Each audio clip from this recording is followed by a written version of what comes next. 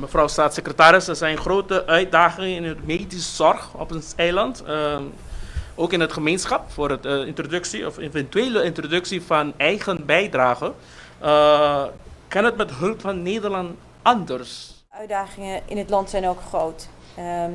En het is belangrijk dat daar werk aan wordt gedaan. En we hebben daar ook afspraken over gemaakt. Hè. Het pakket van hervormingen dat we gezamenlijk hebben besproken is er. En dat erop gericht is om Aruba een mooie en sterke en stevige toekomst te geven. Daar zitten allerlei onderdelen in. En de uitvoering daarvan, daar gaan we zoveel mogelijk gezamenlijk mee aan de slag. Maar dat betekent natuurlijk ook dat er op allerlei fronten werk moet worden gedaan. Als het specifiek gaat over de inrichting van de gezondheidszorg, denk ik goed dat de minister-president daar antwoord op geeft. Maar wat ik heel erg belangrijk vind, is dat we ook daadwerkelijk samen aan het werk gaan om te zorgen dat de basis en de kracht van Aruba sterker wordt. Zodat er ook geïnvesteerd kan worden in die dingen die ongelooflijk belangrijk zijn. Of het nou gaat over de arbeidsmarkt of over milieu of over toerisme of over de gezondheidszorg. En die afspraken staan aan onze kant en ik ga ervan uit ook aan de kant van Aruba. En het is steeds van belang om natuurlijk altijd met elkaar te blijven spreken over hoe dingen wel lukken en niet lukken.